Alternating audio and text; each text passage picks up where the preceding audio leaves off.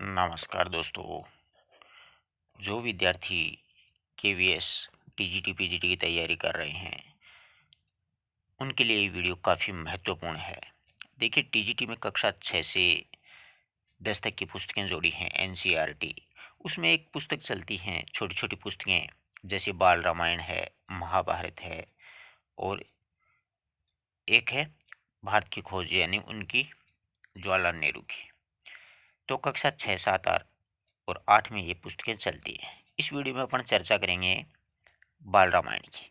यानी देखिएगा, उसमें अवधपुरी में राम, जंगल और जनकपुर, दो वरदान, राम का वनगमन, चित्रकूट में भरत, दंडक वन में 10 वर्ष, सोने का हिरण, सीता की खोज, राम और सुग्रीव, लंका में हनुमान, लंका विजय, राम का राज्याभिषेक। इस प्रकार से कुल 12 अध्याय अपने जोड़े गए।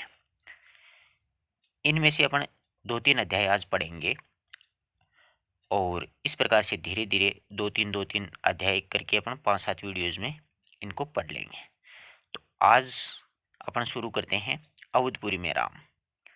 तो देखिएगा, आप लोगों ने अध्याय का जो शीर्षक है वो है अवधपुरी में राम, यानी अयोध्या में। तो देखिएगा, भगवान श्री राम जो हैं कि श्री राम कथा अवध प्रदेश की है। अवध यानी अयोध्या को कहा गया है। यहाँ पर अच्छा प्रश्न परीक्षा में बन सकता है। यह जो कथा है बहुत पुरानी है। अवध में सरयू नदी के तट पर एक बहुत ही सुंदर नगर हुआ करता था और इस नगर का नाम था अयोध्या। तो ये अवध जो है वो अयोध्या के लिए प्रयुक्त किया गया शब्द है। यह दर्शनीय था, यानी दर्शन करने लायक जगह थी। बड़ा ही भव्य नगर था नहीं, वर्तमान में भी है। अयोध्या में न केवल राजमहल भव्य था, बल्कि नगर के हर एक इमारत बड़ी आलीशान थी, बहुत ही शानदार, बहुत ही सुंदर थी। आम जो जनता है, आम लोगों के घर भी बड़े और भव्य होते थे। नगर की सड़कें चौड़ी थी और नगर में सुंदर बाग बगीचे, पानी से लबालब भरे हुए सरोवर, खेतों में लहराती हुई हरियाली हुआ करती थी। हवा में हिलती हिलती डुलती फसलें सरयू नदी की लहरों के साथ खेलती सी दिखती थी। अयोध्या नगरी में संपन्नता कोने कोने तक बिखरी नजर आती थी। सभी सुखी और समृद्ध थे। दुख और विपन्नता को अयोध्यावासी जानते तक नहीं थे। यानी दुख और विपन्नता यानी गरीबी को लोग बिल्कुल भी नहीं जानते थे। दरअसल लगता था कि दुखों को नगर की सीमा में प्रवेश की अनुमति नहीं थी। पूरा नगर विलक्षण, अद्भुत और मनोरम का अद्भुत एक संयोग था। अयोध्या जो नगरी थी वो कौशल राज्य की राजधानी थी। यहाँ पर अच्छा प्रश्न पूछा जा सकता है परीक्षा में कि कौशल की राजधानी क्या थी? अयोध्या नगरी। वहाँ के राजा दशरथ हुआ करते थे। राजा दशरथ एक कुशल योद्धा और न्यायप्रिय राजा हुआ करते थे, यानी कुशल योद्धा थे और न्यायप्रियता थे। वे महाराज अज के पुत्र थे। दशरथ के पिता का क्या नाम था? अज। और महाराज रघु के वंशज थे। रघुकुल का उत्तराधिकारी होने से अयोध्या में रघुकुल की रीति नीति का प्रभाव हर जगह दिखाई देता है। रघुवंशी थे ना भगवान श्री राम, इसी कारण से थे। लोग मर्यादाओं का पालन करते थे, यानी अपनी मर्यादाओं में रहते थे। नागरिक सदाचारी और शिष्ट हुआ करते थे। नगर में पवित्रता और शांति छाई हुई थी। बिल्कुल शांतिप्रिय नगर था। लोगों के मन में एक दूसरे के प्रति सम्मान, आदर का भाव था। यशस्वी राजा दशरथ को कोई कमी नहीं थी, लेकिन उनके मन के एक कोने में छिपा हुआ एक छोटा सा दुख था। वह दुख था उन्हें सालता रहता, यानी एक छोटी सी कमी थी उनके जीवन में, वो उन्हें दुख देती रहती थी। वो कमी क्या थी? अब पढ़ते हैं। कमी ये थी राजा दशरथ के मन में कि दरअसल उनके कोई संतान नहीं थी, यानी कोई बाल बच्चा नहीं था। उनकी कौशल्या, सुमित्रा और केकई 3 रानियां थी। यहाँ पर अच्छा प्रश्न है, परीक्षा में पूछा जा सकता है, राजा दशरथ की रानियां निम्न में से कौन सी हैं या नहीं हैं? हैं तो तीनों के नाम आएंगे, एक का अलग आएगा, और नहीं है तो एक का अलग पूछ लेंगे, और इनमें से ऐसे घुमा करके बनाएगा प्रश्न। रानियों को भी बस यही एक दुख था, यानी पति और पत्नी दोनों को एक ही दुख था कि हमारे संतान नहीं है। निसंतान राजा रानी को जीवन सूना सूना सा लगता था। यानी निसंतान दंपत्ति होती है, उनको उनका जीवन रूखा सा लगता है कि यार अपने जीवन में ये कमी क्यों है। राजा दशरथ से रानियों की बातचीत प्राय इसी विषय पर आकर के रुक जाती थी। बढ़ती उम्र के साथ साथ दशरथ की चिंता भी बढ़ती जा रही थी कि अपन धीरे धीरे बड़े हो रहे हैं, संतान है नहीं, ये राज्य कौन संभालेगा। अंततः बहुत ही थक हार करके और भली प्रकार से सोच विचार करके राजा दशरथ ने वशिष्ठ मुनि को अपना दुख विस्तार से बता दिया। किसको? वशिष्ठ मुनि को। मुनि वशिष्ठ भी राजा दशरथ की चिंता का कारण समझते थे। उन्होंने दशरथ को पुत्रेष्टि यज्ञ करने की एक सलाह दी कि पुत्र प्राप्ति के लिए एक यज्ञ करो। सलाह देते हुए कहा, आप पुत्रेष्टि यज्ञ करें, महाराज आपकी इच्छा अवश्य पूरी होगी।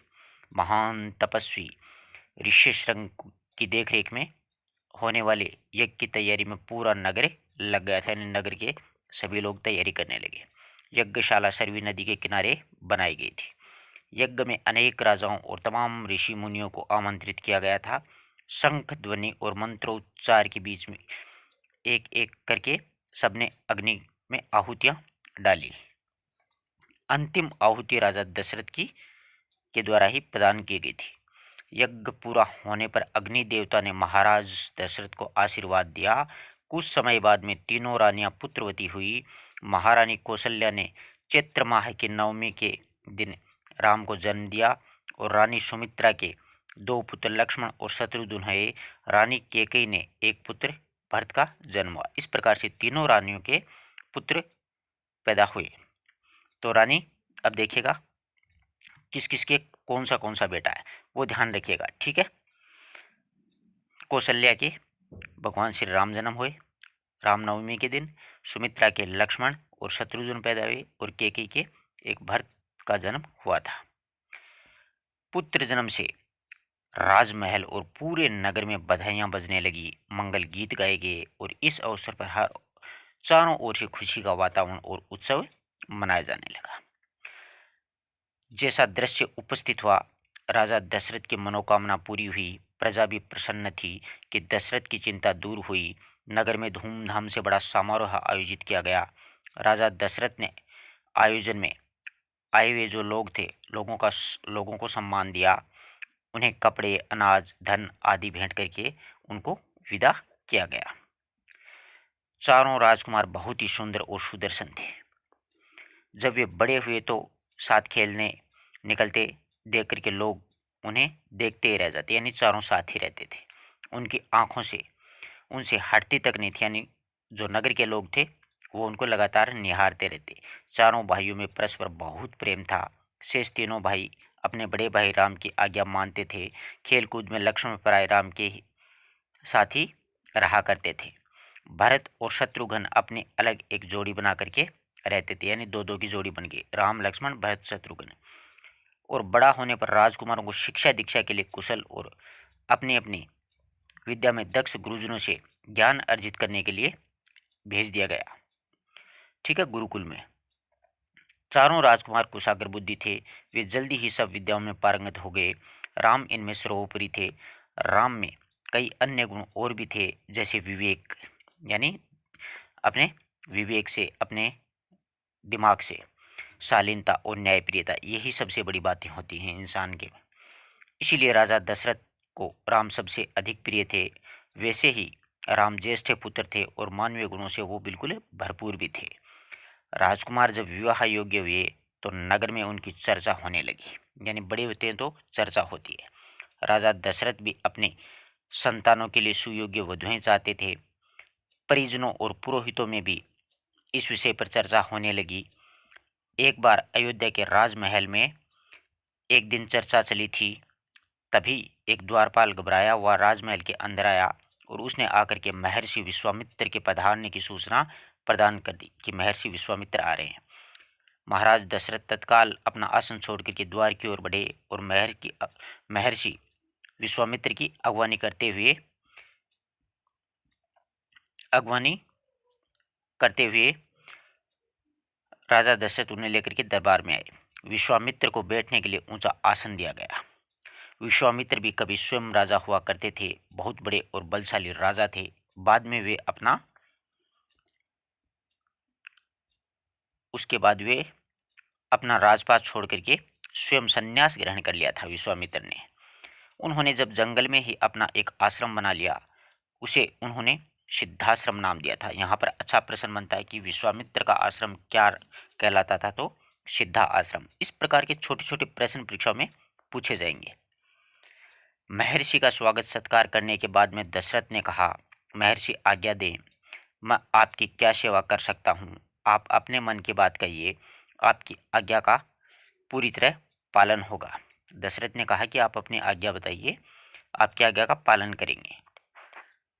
विश्वामित्र बोले, राजन, विश्वामित्र क्या कहते हैं, राजन, मैं जो मांगने जा रहा हूँ उसे देना आपके लिए कठिन होगा।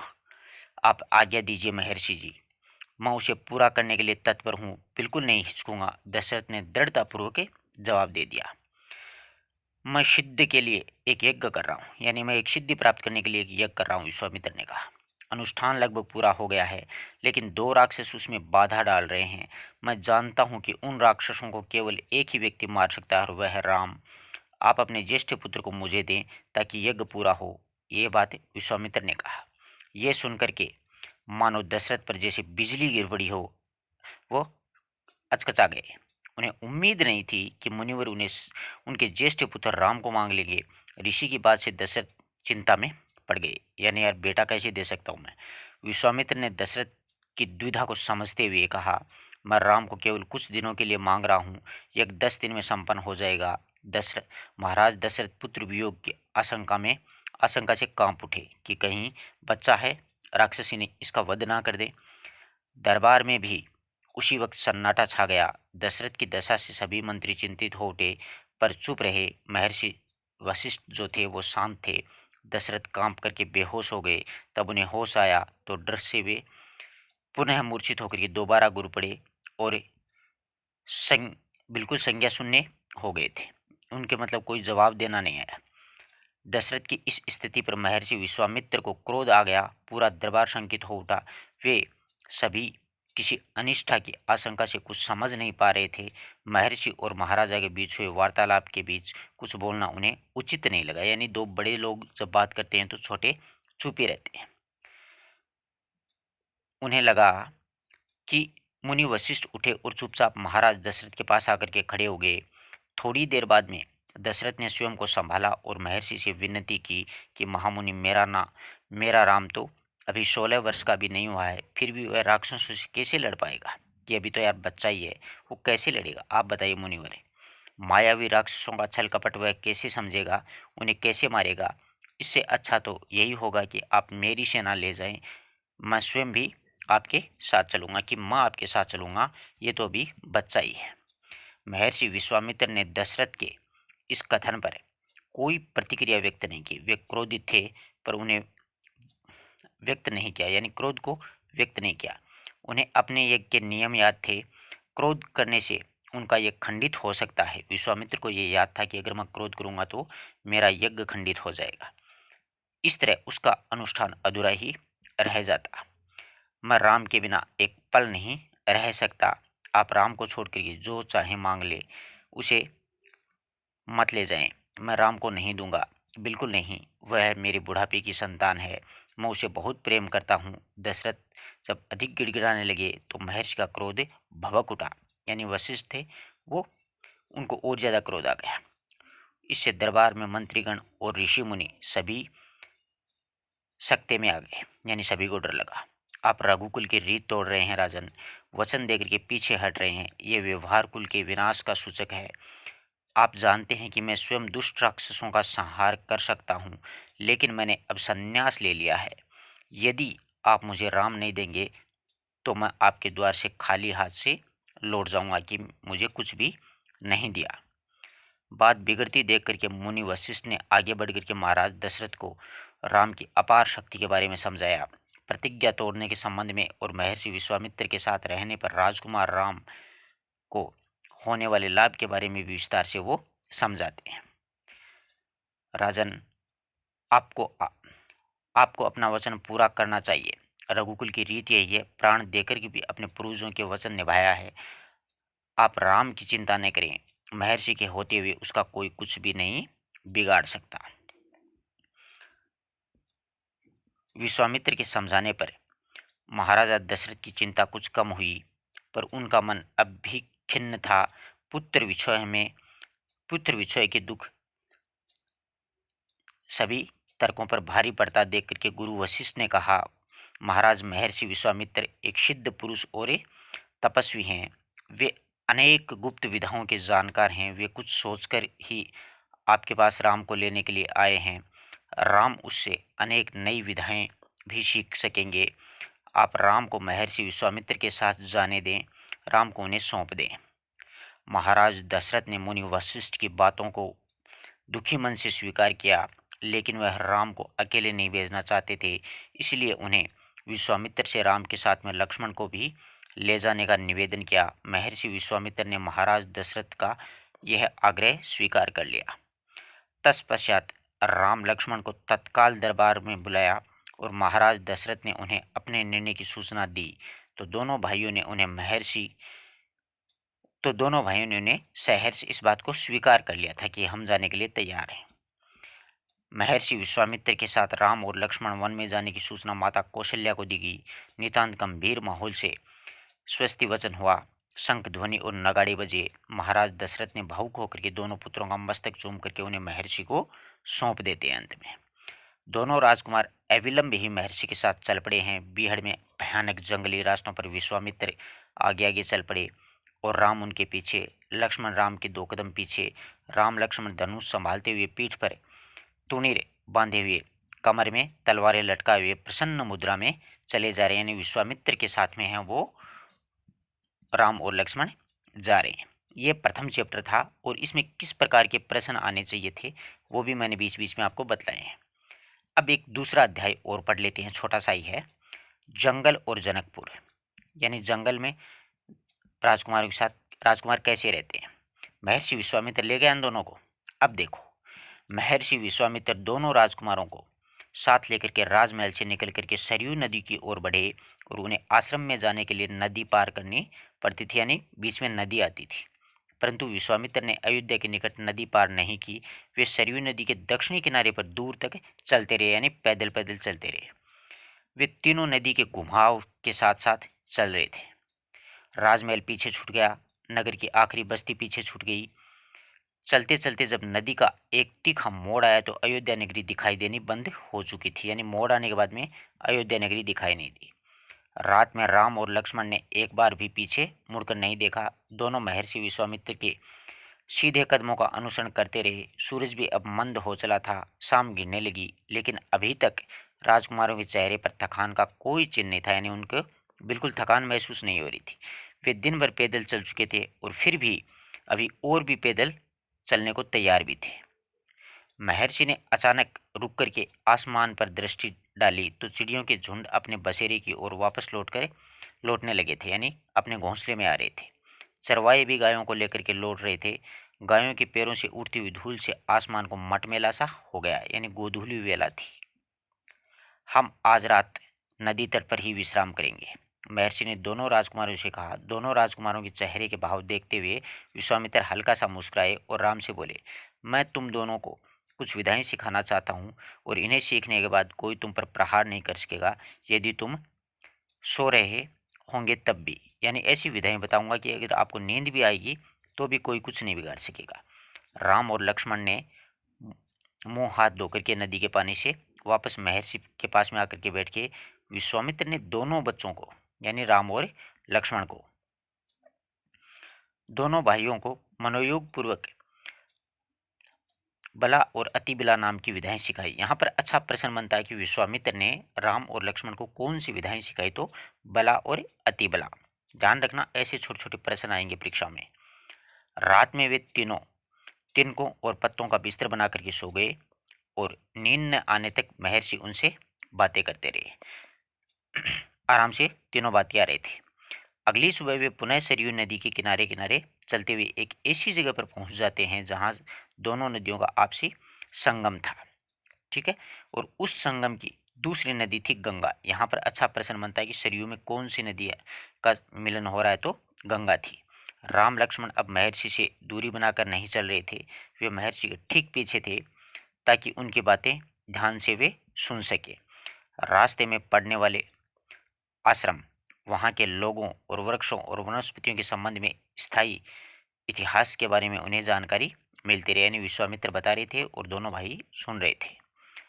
आगे की यात्रा में घोर जंगली रास्ते में से होकर के करनी थी और इससे पहले उन्हें एक नदी भी पार करनी थी। रात्रि में नदी पार करना महर्षि विश्वामित्र को उचित नहीं लगा, अतः तीनों लोग वहीं संगम के बने हुए एक आश्रम में विश्राम के लिए रुक गए। अगली सुबह नाव से गंगा पार उन्होंने की थी। उस नदी के पार घना दुर्गम जंगल था। वहां सूरज की किरणें भी धरती तक नहीं पहुंच पाती थी। हर ओर झिंगुरों की तेज आवाजें, जानवरों की दहाड़ और कर्कश ध्वनियों से दिल को दहलाती थी। राम और लक्ष्मण को राम और लक्ष्मण को आश्वस्त करते हुए महर्षि ने कहा कि ये जानवर और वनस्पतियां जंगल की शोभा हैं, इनसे हमें कोई डर नहीं है, परंतु असली खतरा तो उस राक्षसी ताड़का से है। यहाँ पर अच्छा प्रश्न बनता है कि किससे असली खतरा था? ताड़का से, जो यहीं रहती, अतः तुम्हें वह खतरा उसे मारकर हमेशा के लिए मिटा देना है। उस राक्षसी ताड़का के डर से कोई भी उस वन में नहीं जाता था, क्योंकि वहां जो भी आता ताड़का उसे मार डालती थी और उसे उनके अचानक किए गए आक्रमण से आने वाला इतना डर जाता था कि सुंदर वन का नाम भी ताड़का वन पड़ गया था। वो सुंदर वन था। यहाँ पर अच्छा प्रश्न बनता है कि किस वन का नाम ताड़का वन पड़ा, तो सुंदर वन का नाम है वो भी ताड़का बन गया था। ध्यान रखना, बहुत अच्छा प्रश्न है परीक्षा की दृष्टि से। राम ने महर्षि की आज्ञा पाकर के धनुष पर प्रत्यंचा चढ़ाई और एक बार खींच करके छोड़ा। ताड़का टंकार की आवाज सुनते ही क्रोध से बिलबिलाई। ताड़का गरजती हुई राम की ओर दौड़ी। दो बालकों को उस वन में देख करके वह क्रोध और भी उसका भड़क उठा, यानी उसको बहुत बुरा लगा ताड़का को। अब ऐसा लगा मानो जंगल में तूफान आ गया हो। विशालकाय पेड़ों के पत्ते टूट करके इधर उधर उड़ने लगे। धूल के इतने घने बादल छा गए कि कुछ दिखाई भी नहीं देता था। ताड़का ने पत्थर भी बरसाना शुरू कर दिया था। राम और लक्ष्मण ने उन पर निशाना साधा और तीर चला दिया। ताड़का बाणों से घिर गई थी। चारों तरफ से बाण आ रहे थे। तभी राम का एक तीर उसके हृदय में ऐसा लगा कि वह गिर पड़ी और फिर कभी उठी नहीं, यानी मूर्छित हो गई। विश्वामित्र ताड़का वध से बहुत प्रसन्न, यानी ताड़का है वो मर चुकी थी। अब विश्वामित्र प्रसन्न हुए।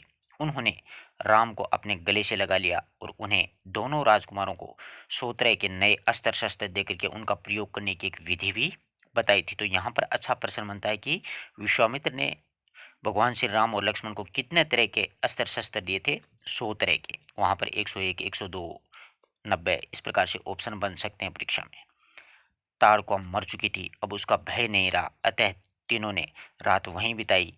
ताड़का वन अब पूरी तरह से भय मुक्त हो गया था। महर्षि ने अगले ही दिन अपने आश्रम में जाने का निर्णय ले लिया। अगली सुबह जंगल बदल गया, बिल्कुल बदला हुआ था।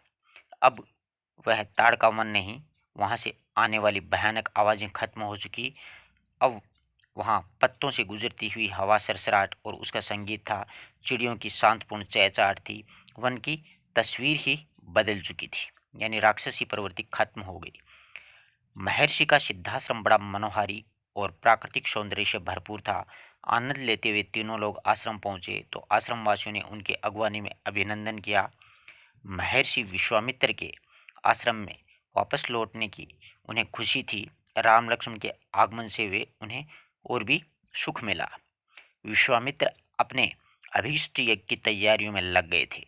अनुष्ठान आरंभ हुआ तो महर्षि ने आश्रम की रक्षा की जिम्मेदारी राम लक्ष्मण को सौंप दी। अब महर्षि आश्वस्त थे, बिल्कुल उनके मन में संतोष था। महर्षि अपने जो अनुष्ठान किया किया था उसमें उस अनुष्ठान में जो शुरू किया उसमें पूर्ण करने में जुट गए। निरंतर 5 दिन तक यज्ञ शांतिपूर्वक एवं निर्विघ्न चला था। यहाँ पर अच्छा प्रश्न बनता है, कितने दिन तक यज्ञ चला? 5 दिन तक। लगता था कि राजकुमारों की उपस्थिति से ही राक्षस भाग गए। राम और लक्ष्मण ने यज्ञ पूरा होने तक सोने का निर्णय सोने का निर्णय लिया कि जब तक यज्ञ पूरा नहीं होगा अपन नहीं सोएंगे। वे चौकस रह करके कमर में तलवार, पीठ पर तुरनी और हाथ में प्रत्यंचा पर चढ़ा धनुष लेकर के वे एक पल भी न सोए थे। हर स्थिति में से वो निपटने के लिए तैयार थे, यानी वो लड़ाई के लिए तत्पर थे। अनुष्ठान के अंतिम दिन अचानक आसमान हिल उठा। सुबह सुबाहु और मारीची राक्षसों ने अपने ही दलबल सहित आश्रम पर धावा बोल दिया। यहाँ पर अच्छा प्रश्न यह बनता है कि कौन से राक्षस थे, तो सुबाहु और मारीची थे। महर्षि ने यज्ञ के अलावा मारीची इस बात से भी बहुत क्रोधित था कि राम लक्ष्मण ने उनकी मां ताड़का को मार डाला। अब यहाँ पर अच्छा प्रश्न यह बनता है कि सुबाहु और मारीची की मां का नाम क्या था, ताड़का नाम था। तो इनसे उनको बहुत गुस्सा आया। राम ने राक्षसों को आश्रम पर हमला करते देख करके अपना धनुष उठाया और मारीची को निशाना बनाया। मारीची बाण के वेग से मूर्छित होकर के समुद्र के किनारे जा गिरा। वह मरा नहीं। जब उसे होश आया तो वह उठ करके दक्षिण दिशा की ओर तेजी से भागा, यानी दक्षिण की तरफ भागा। राम के दूसरे बाण से जो सुबाहु था वो मारा गया था। यहाँ पर यह प्रश्न बनता है कि मारा कौन सा गया, तो सुबाहु। उसके प्राण निकलते ही सेना में भगदड़ मच गई और लक्ष्मण के बाणों का शिकार हुए तो कुछ जान बचा करके भाग खड़े हुए। अंततः महर्षि विश्वामित्र का अनुष्ठान है वो संपन्न हो ही गया, यानी सुबाहु है वो मारा गया था और उसका बड़ा भाई जो है मारीची वो दक्षिण की तरफ भाग गया था। यज्ञ के उपरांत राम ने महर्षि को प्रणाम करते हुए आज्ञा मांगी। अब हमारे लिए क्या आज्ञा है मुनिवर। महर्षि ने प्रफुल्लित होकर के राम को गले से लगा लिया और बोले, हम लोग यहाँ से मिथिला के महाराजा जनक के यहाँ पर जाएंगे, यानी मिथिला के राजा जनक थे वहाँ पर चलेंगे। मैं चाहता हूँ कि तुम दोनों मेरे साथ चलो और उनके आयोजन में हिस्सा लेकर के महाराज विदेह राज के पास में रखे अद्भुत शिव धनुष को तुम देखो, यानी एक अद्भुत शिव धनुष है राजा जनक के पास में, वो देखते हैं। राम और लक्ष्मण अगली यात्रा के लिए तत्पर थे। वे नए स्थान देखने को उत्साहित थे। बच्चे तो थे कि नई नई जगह देखेंगे। सोन नदी पार करते हुए विश्वामित्र दोनों राजकुमारों को लेकर के मिथिला की सीमा के पास में पहुंच जाते हैं और राह में वे गौतम ऋषि के आश्रम में रुके थे। यहाँ पर अच्छा प्रश्न बनता है, कौन सी नदी पार करी, सोन नदी। किसके आश्रम में रुके, गौतम ऋषि के आश्रम में। राजा जनक की दृष्टि विश्वामित्र का स्वागत जनक की दृष्टि और विश्वामित्र का स्वागत करते हुए राजकुमारों पर पड़ती है, यानी राजा जनक और राजकुमारों को देख लेते हैं। चकित विदेहराज जनक ही थे, स्वयं को रोक नहीं पाए, इसलिए महर्षि से पूछा, ये सुंदर राजकुमार कौन है। मैं उनके आकर्षण में बंधा जा रहा हूँ, यानी बहुत ही प्यारे लाडीले हैं ये तो। वे राम और लक्ष्मण महाराज दशरथ के पुत्र हैं। मैं इन्हें आपके यहाँ अपने साथ आपका अद्भुत धनुष दिखाने के लिए आया हूँ कि ये दो बच्चे हैं, राजा दशरथ के बेटे हैं और आपका जो शिव धनुष है वो दिखाने के लिए मैं ही लेकर के आया हूँ। महर्षि विश्वामित्र बोलते, विदेहराज के तत्काल महर्षि विदेहराज ने तत्काल महर्षि और उनके शिष्यों और उनके राजकुमारों को ठहरने की व्यवस्था तो करवाई दी और अगले ही दिन सभी आमंत्रित लोग ऋषि मुनि और राजकुमार थे यज्ञशाला में उपस्थित होते हैं। वहां पर महर्षि के कहने पर राजकुमार जनक ने अपने ही अनुचरों थे नौकर, उनको शिव धनुष लाने की आज्ञा दी कि भैया शिव धनुष ले आओ। शिव धनुष सचमुच ही में बहुत विशाल था, क्योंकि नाम ही उसका शिव धनुष था। यह लोहे की एक पेटी में रखा हुआ था और उस पेटी में 8 पहिए लगे हुए थे। उसे उठाना लगभग असंभव था, इसीलिए पहियों के सहारे से ही उसको खिसका करके उसे वहां लाया गया। अनुचर भी बड़ी मुश्किल से उसे खींचते हुए यज्ञशाला में बेचारे लाए थे। धनुष को देखते ही विदेहराज उदासी भरे स्वरों में बोले, उदास थे वो, कि मुनिवर, मैंने तो ये प्रतिज्ञा की है कि अपनी पुत्री सीता का विवाह उसी से करूंगा जो इस धनुष को उठा करके उस पर प्रत्यंचा चढ़ा देगा। अब तक अनेक राजकुमारों ने प्रयास किया, परंतु उठाना तो दूर इसे हिला तक भी नहीं सके, तो प्रत्यंचा क्या चढ़ाते बेचारे। महर्षि विदेहराज का संकेत समझ गए थे, यानी विश्वामित्र जी हैं वो राजा जनक का संकेत समझ गए। उन्होंने राम को धनुष उठाने की आज्ञा दे दी। राम ने भी सिर झुका करके गुरु की आज्ञा स्वीकार करके आगे बढ़े और उसने पेटी का ढक्कन खोला और पहले धनुष देखा, फिर महर्षि और गुरु का संकेत पा करके राम ने विशाल धनुष को सहज से ही बिल्कुल आराम से आसानी से उठा लिया। यज्ञशाला में उपस्थित सभी लोग देख करके हतप्रद हो गए कि इतने लोग आए हुए थे, किसी से नहीं उठा, भगवान श्री राम ने उठा लिया। इसी उस पर प्रत्यंचा चढ़ा दूं मुनिवर, राम ने पूछा। किससे? विश्वामित्र जी से। महर्षि ने उत्तर में कहा, अवश्य, कि बिल्कुल चढ़ाओ। उधर विदेहराज भी बिल्कुल चकित थे। तभी राम ने आसानी से धनुष को झुका करके प्रत्यंचा खींची और दबाव से धनुष क्या है बीच से टूट करके दो टुकड़ों में बंट गया। यज्ञशाला में सन्नाटा छा गया। सभी चुपचाप एक दूसरे को देखने लगे कि यार ये किसी उठ नहीं रहा था और इस बालक ने तो बिल्कुल भी इसको तोड़ ही दिया बीच से। सभागार जो थी उसमें चुप्पी थी। महाराज जनक ने ही तोड़ी। सब चुप थे तो राजा जनक बोले अब उनकी खुशी का कोई ठिकाना नहीं था। उन्हें अपनी पुत्री सीता के लिए योग्य वर मिलने से उनकी प्रतिज्ञा पूरी हो गई कि यही बालक है, इससे सीता की शादी करेंगे। जनक ने कृतज्ञ भाव से कहा मुनिवर आपकी अनुमति हो तो मैं महाराज दशरथ के पास बारात लेकर आने का निमंत्रण भेज दूं कि भाई बारात लेकर के आ जाओ। यह है शुभ संदेश शीघ्र भिजवा देना चाहिए। महर्षि की अनुमति से अयोध्या के लिए दूत भेजे गए। इस बीच जनकपुर में धूम मच गई। बारात के स्वागत की तैयारियां होने लगी। नगर में भी प्रसन्नता चरम पे थी। उधर महाराज जनक का संदेश मिलते ही अयोध्या में अपार खुशी छा गई। आनंद फानन में भैया बारात भी तैयार होगी, क्यों पहले से कोई रिश्ता ही तैयार नहीं था। खटाखटी शादी होगी। घोड़े रथ पर सवार होकर के 5 दिन मिथिला में वो पहुंच जाते। पूरी जनकपुरी जगमगा रही थी। हर मार्ग पर तोरण द्वार सजे थे। हर तरफ फूलों की चादरें बिछी थी। नगर का कोना कोना सुवासित था। खुशबू आ रही थी। हर घर में मंगल गीत की आवाजें आ रही थी। मुख्य मार्ग पर दर्शकों की अपार भीड़। खिड़कियों और छज्जों से झांकती हुई महिलाएं एक नजर राम को देखने के लिए खड़ी थी। विवाह के पूर्व विदेहराज ने महाराज दशरथ से कहा राजन, राम ने मेरी प्रतिज्ञा पूरी कर मेरी बड़ी बेटी सीता को अपना लिया है। अब मेरी इच्छा है कि मेरी छोटी पुत्री उर्मिला का विवाह भी लक्ष्मण से ही हो जाए। मेरे छोटे भाई कुशध्वज के 2 पुत्रियां मांडवी और श्रुति कीर्ति को भी कृपया भरत और शत्रुघ्न को स्वीकार कर ले, यानी चारों पुत्रियों की शादी कर दे। राजा दशरथ ने विदेह राज के इस प्रस्ताव को तत्काल मान लिया था। विवाह के बाद में बारात कुछ दिनों के लिए जनकपुरी में रुक करके बहुओं को लेकर अयोध्या लौटी तो रानियों ने पुत्र वधुओं की आरती उतारी। उनके आगमन पर स्त्रियों ने फूल बरसाए। शंख ध्वनियों से गलियां हैं वो गूंज उठी। अयोध्या में ये एक आनंद का उत्सव लगातार कई दिनों तक चलता रहा और जिससे सर्वत्र उल्लास का वातावरण है वो बना रहा था। इस प्रकार से अपन ने आज 2 अध्याय पूरे किए हैं।